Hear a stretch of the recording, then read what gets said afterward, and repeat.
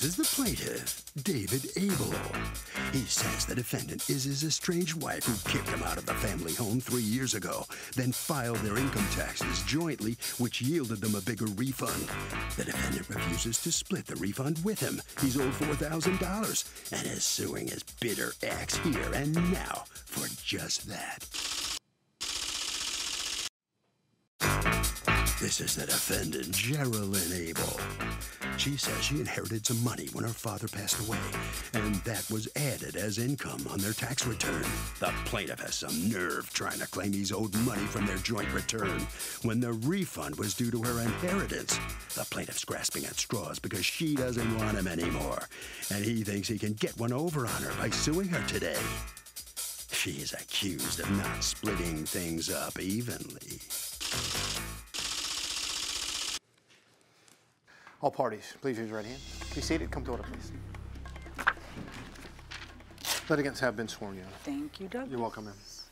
Mr. Abel.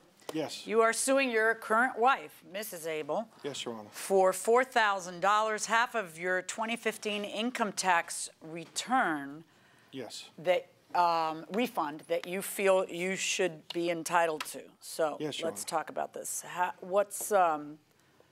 long have you two been married? It'll be 10 years, April 10th. Okay, and how long have you been separated? 2.5 years. Okay, tell me what happened here. We did our taxes together, and why were you guys still doing your taxes together? she felt like she was going to get more back if we did it together. Okay, do you have an accountant? Yes, we do. Did your accountant tell you that? Right. The accountant felt like we could get more money if we filed together. Okay. Yes. Now, do you have children? Yes. How many children? 2. 2. And do the children live with you or with you? With you. And how does visitation work out? David sees the children every other weekend for 4 hours. He talks to them twice a week, and he can take them for dinner every Wednesday. Okay. Did a court order this way? Yes, family court. All right. How did you get into family court? Do you have a divorce pending? Yes, ma'am. Yes. With child support? Yes. Does she leave you or do you leave her? She kicked me out. And why did she kick you out? She said I hit her. Did you hit her? No. Okay. Well, what did she say to you? Because you're not going to buy it if you didn't hit her. So what did she say to you was the reason she was kicking you out? Oh, I know what it is. She inherited all this money from her parents, and she just kicked me out on the day her father died. Okay. But the same you thing tell me what happened. No, there was a history of abuse, Your Honor. Physical? Yes. Had you ever called the police? Yes. And had there ever been an arrest? Not until the day that we How does this happen on the day your father dies? He hit me in the morning that my father was being buried, and he was prohibiting me from going to the funeral. So I told him that I wanted a divorce. How did he hit you? He hit me across the face 3 times and hurt my neck. What was he saying when he hit you? Like, what was the reason? Not that there's a reason. I'm just trying to understand what was it that happened. I told him he was being verbally abusive leading up to the burial. And I told him I couldn't do it anymore, that I wanted to get a divorce. And he brought up the fact about the house, that he would take the house from me. Everything was in his name, except for the deed. He did not want to pay for the mortgage. So as this was going on in 2013, the deed was signed over to my name from him. And so that morning, I said, the deed is in my name. You can't take the house from me and the kids. And that's when he came at me from behind and hit me 3 times.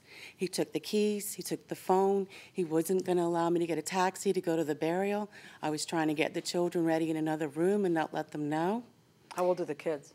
At the time, they were 6 and 8. Did you call the police? I didn't. I just wanted to get to the funeral. Did you get to the funeral? We went to the burial. Who's we? My sister was there, and but I my meant, nephew. did he go? I'm sorry? Yeah, Did he go? David went. The only way that I could Did you go together? Yes, the only way that I could go is if we went together as a family, and I said that I wasn't going to get a divorce. So you said what you had to say in order to get to the funeral. Yes. The funeral happens, and then what happens? We leave the funeral, and we're going to somewhere to eat in a restaurant. And David is pursuing again, am I going to get a divorce? And I said yes. So he said he was going to kill himself and proceeded to throw himself out of the moving car. And the children were absolutely hysterical. And when I stopped the car, he went into the back seat with the children, and my cousin was behind me and stopped with me. And I proceeded to try to take the children out of the car. He wouldn't let them go. And I thought, this is absolutely horrible for them. And I just nervously wanted to get where we needed to go. And I figured, I can't do this anymore. I can't put the children through this. I can't have them see this kind of thing. Can I suggest that, because it sounds like you're describing him as pretty mentally unstable, why would you bring that up in a moving car with your children there? Like, perhaps the best course of action is to wait until you can safely get yourself and the children out of the situation that you're in. You mean, in retrospect. Before even going to the funeral, you mean? I mean, after the funeral. Yeah, after the funeral, yeah. Yeah. It's all, yeah. a lot going on. What's all going the on? time. What's your answer to all the stuff I just heard? With all this going on, it has to do with meds that I shouldn't be taking. Our first thing that we had over here, I was on diet medicine that was called amphetamine. And amphetamine, when our aunt died and left the money, that's when she kicked me out first and had me go to an institution. And they told her, listen, why is he taking phentamine when he's supposed to be on other medication? I have other medication that calms me. Okay. Yeah. She had me on amphetamine. How did she have you on anything? You're a grown man. Oh, no, but the court was ordered for her to administer my medicine. On account of, what are we talking about? No, ma'am. Yeah. Yeah, we were going to, I was seeing a psychologist, and then we were going to a marriage counselor, and the marriage counselor, put in writing. Okay, but that's not the court. That's a marriage counselor. Yeah. Okay, so somebody dispensed a certain drug, and then other people said that drug shouldn't have been dispensed Right, to you. psychiatrist. Did you hit her? No, I didn't hit her. You never hit her. I can tell you what it was. What was it? She wanted me to hit her, and when she told me, she had me sign papers saying from Hurricane Sandy, we were going to get a mortgage reduction, and she had me sign the papers. And the day on her father died, to get her mad, to kick me out, she told me, I made you sign the house over to me. So I wanted to go over and hit her. Step us away. Go back where you were. Oh. So she told you something that made you want to hit her. Yeah, but I did it. You know why? She wanted this. She wanted me to hit her. She had all this planned. I can't prove that she planned all this with all this medications and everything, but there's a paper trail of medications that I shouldn't be taking, and she shouldn't be. She was taking the same thing. Amphetamine makes you hot and want to lose weight. And twice she had me on this, and the doctors told her, to get off of it. But she was on it too. So this was making her crazy too. So we were in a volatile relationship, taking diet pills. It's not worth it. This is not true. No, it's not. I have a question for you. It's just not true. I have a question for you. Is this the marital house Yes. that was purchased during the course of your marriage? Yes. So what was the scheme about putting the house in your name? Welcome back to the People's Court. Harvey Levin here. So if somebody used physical violence against you in a relationship, would you ever give them a second chance? Never. I would not. What if they begged, said, it's not like me? You know that they're going to do it again. So they do it once, they do it all the time? I think they'd need to get some therapy, some kind of professional help. Would you stick with them while they do, or would you bail? I'd probably say take some time and get your therapy, and then let's see what happens in the future. Okay, one more. It depends how hard. What? Well, is it a love tap or is it a big uppercut? Oh my God, going inside the courtroom.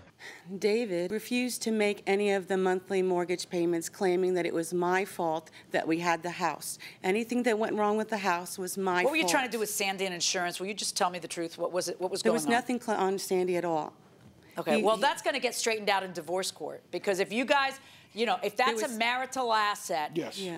the divorce court's going to get. Let me tell you who's not going to handle it. Me, because if you have a pending divorce, you can't file a small claims case and take a chunk of it, particularly when there are children involved, because it's imagine a big ledger where there's stuff on your side, stuff on her side, and then at the end there's a net, and I can't take a little chunk of it and not take into account children, child support, and everything else that's going on. Correct. That's why we don't do this. That's why the divorce court takes care of all this and takes that into account. So I'm dismissing this without prejudice to you raising whatever rights you have in your divorce claim on that. Do you have a lawyer in that?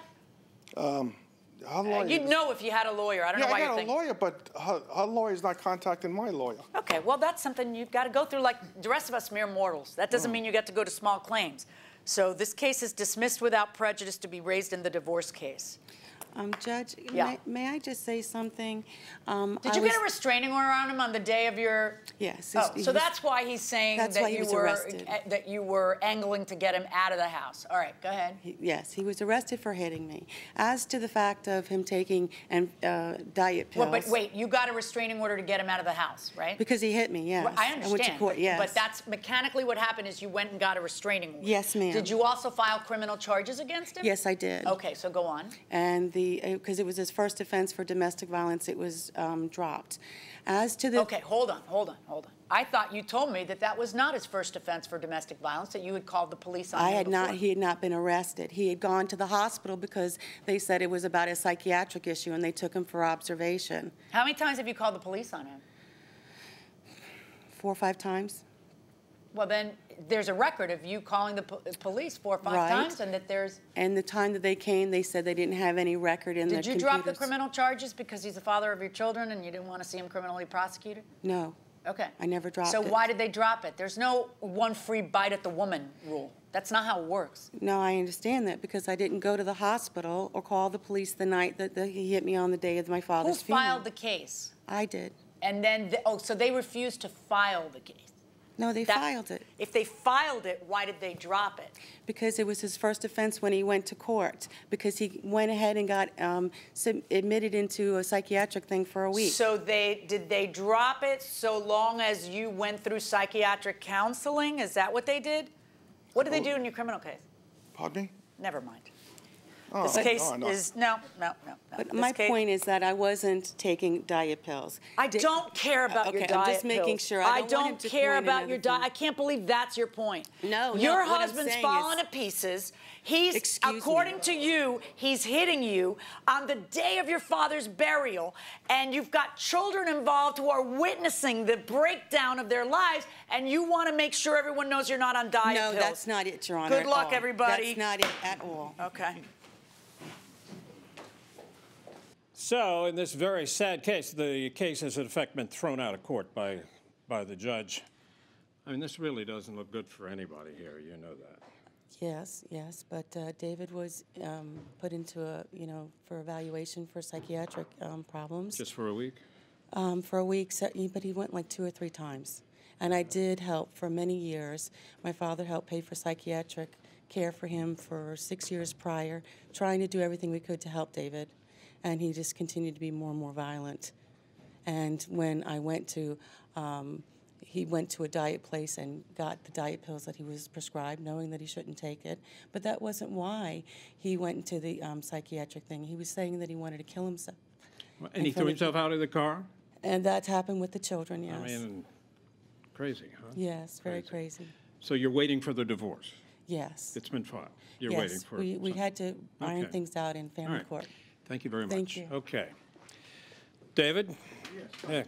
Your turn to say something here, you know. It's kind of a really sad situation. Doesn't look good for you either, you know. It doesn't look good for both Anybody. of us, you know what I'm saying? It's bad for the children. Yeah.